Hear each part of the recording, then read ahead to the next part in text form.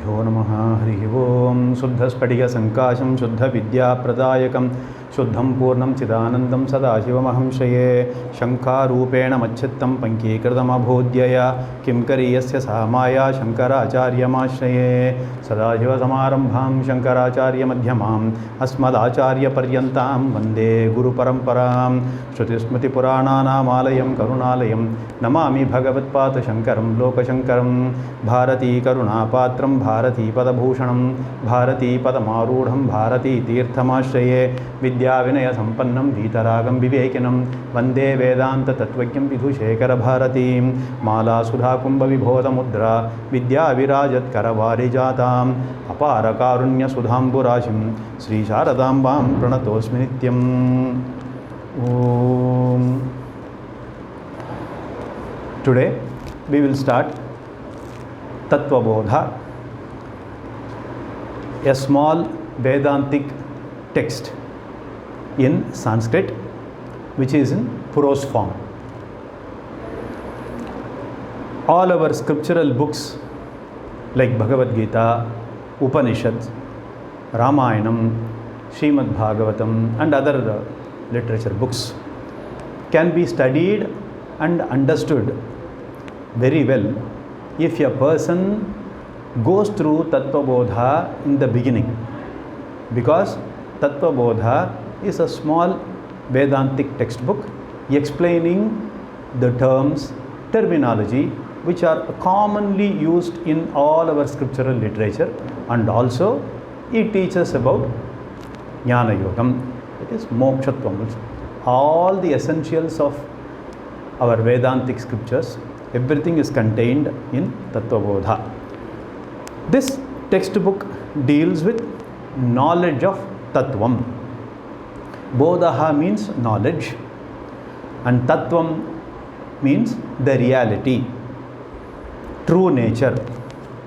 So, the knowledge of the reality, true nature of what? Knowledge of true nature of what? Of myself, true self, the real self, the real nature of myself. Hence, it is self-knowledge, knowing about ourselves. Now, people may ask, why should we learn self? Why should we have self-knowledge? Why should we learn this Tattvabodha? What are the benefits? Because no activity will be undertaken by anybody without receiving any benefit out of this. Every human being is benefit oriented. There is a saying in Sanskrit, prayojana anudvishya na mandopi pravartate. That is, no thinking human being will ever undertake any activity unless he or she gets some benefit out of that activity.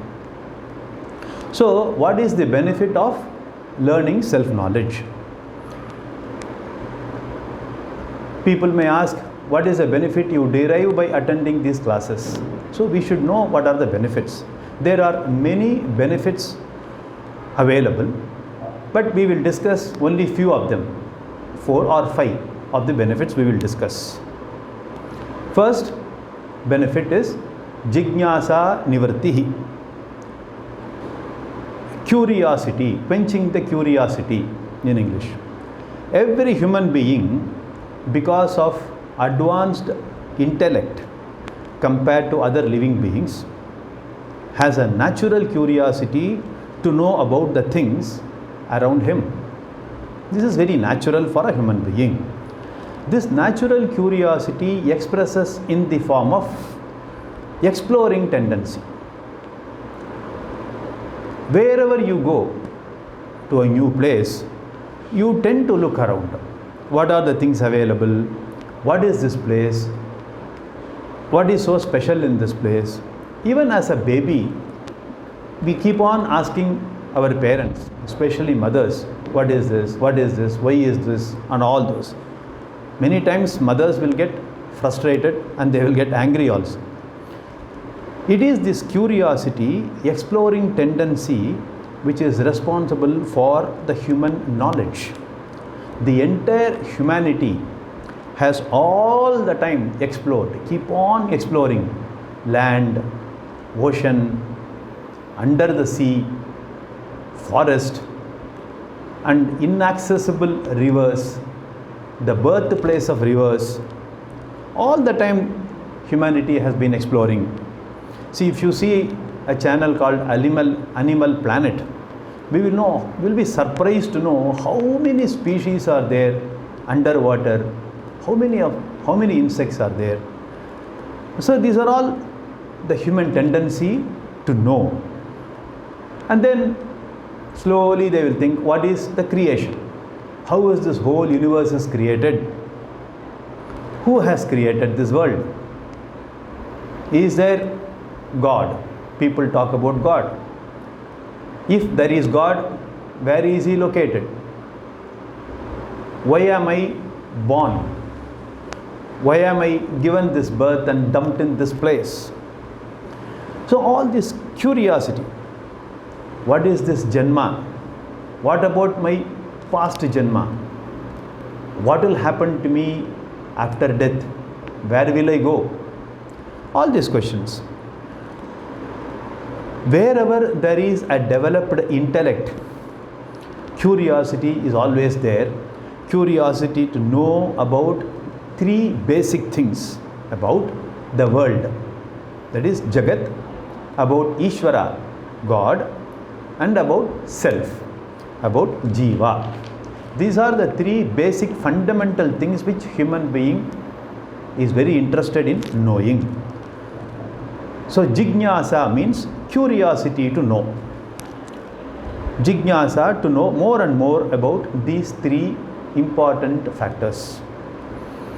Among these three important factors, the most important is self-knowledge.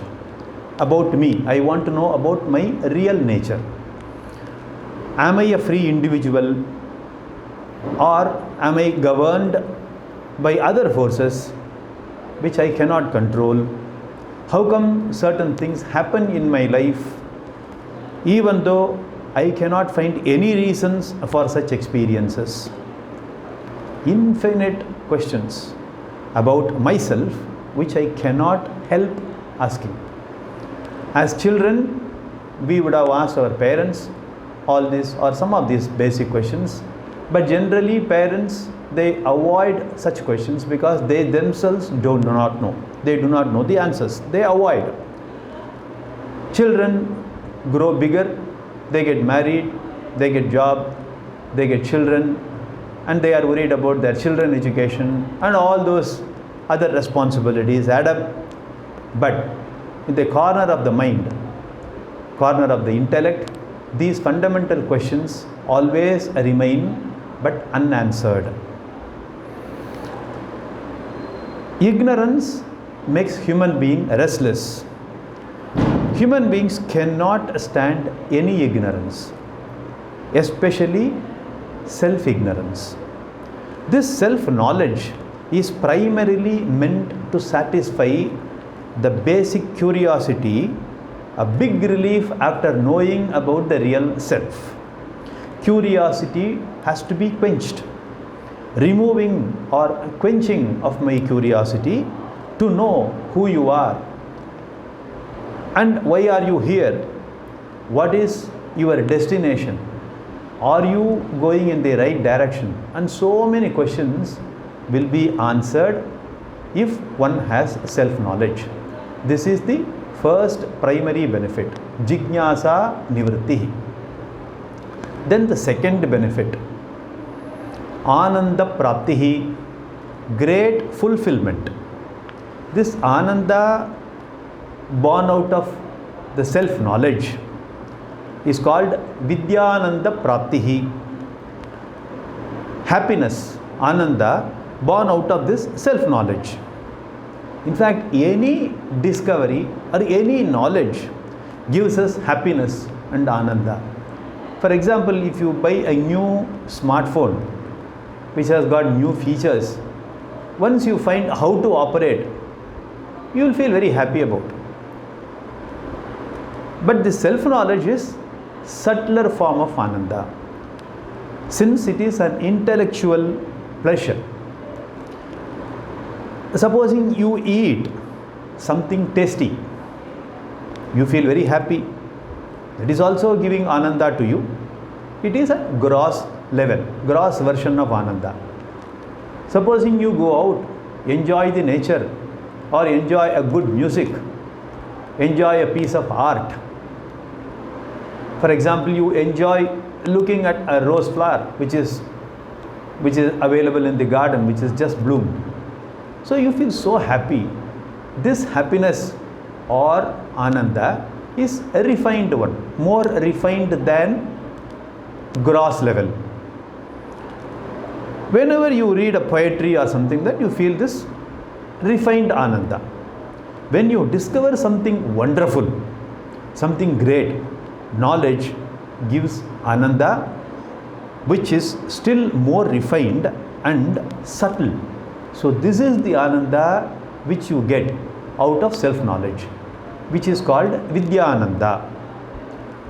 You recall, we have read in science book how Archimedes felt so happy when he discovered the solution for the problem posed by the king.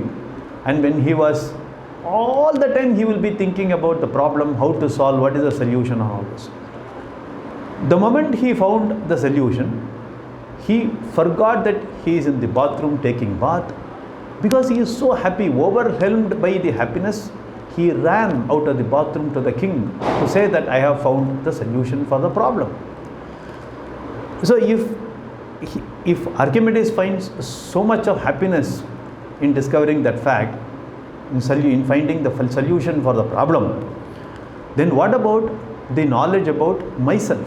Once you discover your true nature, Atma Vidya, the most intimate of knowledge, you will still feel more wonderful, because this is the best knowledge, this is the greatest knowledge, therefore it will produce greatest Ananda. All along, my thought about myself, the thought about myself, I have been living with the thought about me as a defective person, as a limited person, miserable, always incapable, useless person. When scriptures point out that your real nature is a wonderful thing, in the creation, my self-image gets a big boost, such a big boost that you feel so happy. Because our self-image at present is at very, very low level.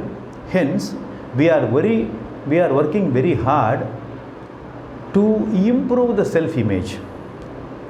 Right from changing my hairstyle, changing your eyebrows, dyeing the hair, and then doing some operation to change the tip of the nose. Some people do some alignment to change the shape of the teeth so that you will have a bright smile. Face saving treatment, they say, and they charge you plenty of money for that. All for what? Why do we spend so much money? Why do we take so much time and energy to change ourselves? Is because you want to improve your self-image.